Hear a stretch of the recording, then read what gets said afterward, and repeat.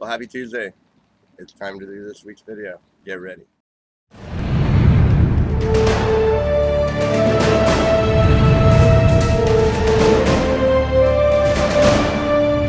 It's raining and it's thundering, and let's see if I can record the entire video without, some event here. I want to talk about something that I wish we would have put to bed a long time ago. I feel we have put it to bed, but it's a recurring issue, and I know why. It's about whether God was ever angry or not. And, uh, it's easy to show throughout the Old Testament that God was indeed angry. But the whole thing is a lot of people who listen to us also listen to various universalists who don't, they believe that eventually everybody's going to be saved. They believe that some people are either we're all saved already, or they believe we will all be saved in the end, whenever that end is. And so we do have people who listen to both us and Universalists, and the common chatter among Universalist groups is that they can't believe that God was ever angry. And the reason I'm saying that is because um,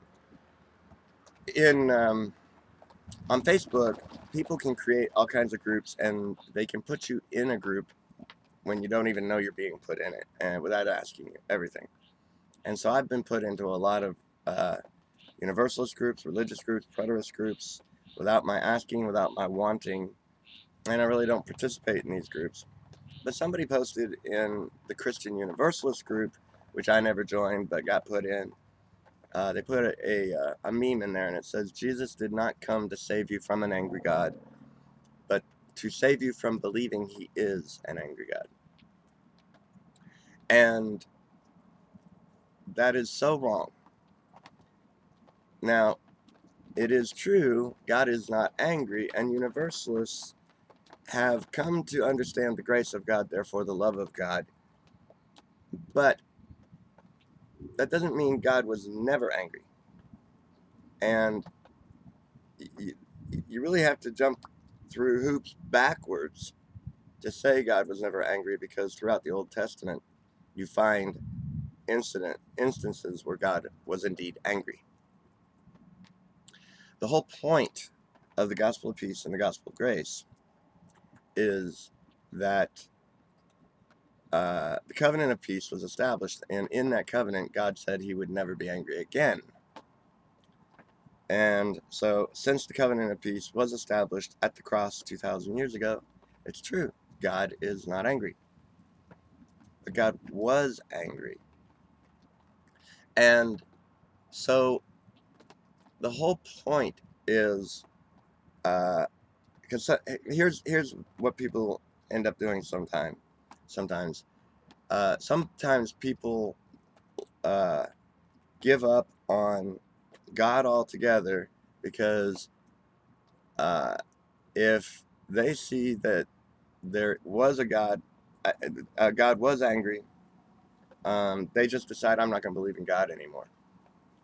And I'm sorry, but even if God were still angry today, and you are told God is angry, you not believing in God just because you won't believe that God is an angry God doesn't make God not exist.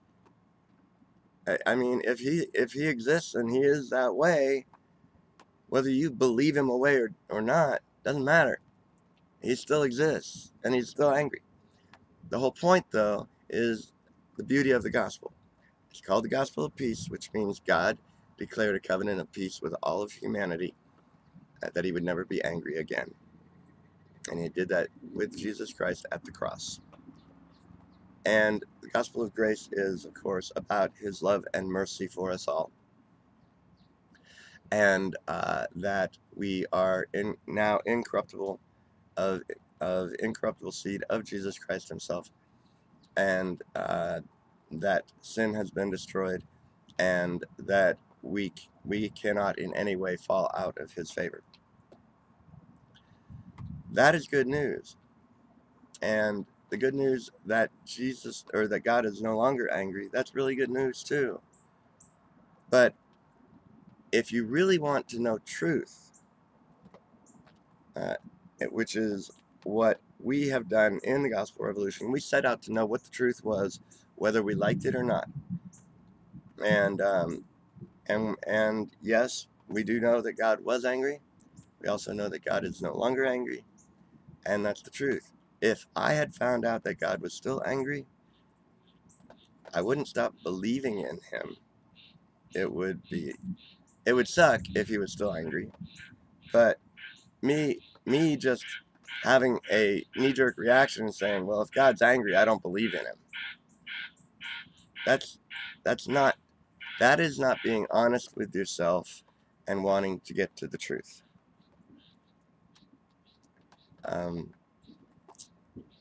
The truth is a wonderful thing, and if you really want to know the truth, you will end up reckoning with your own self-honesty.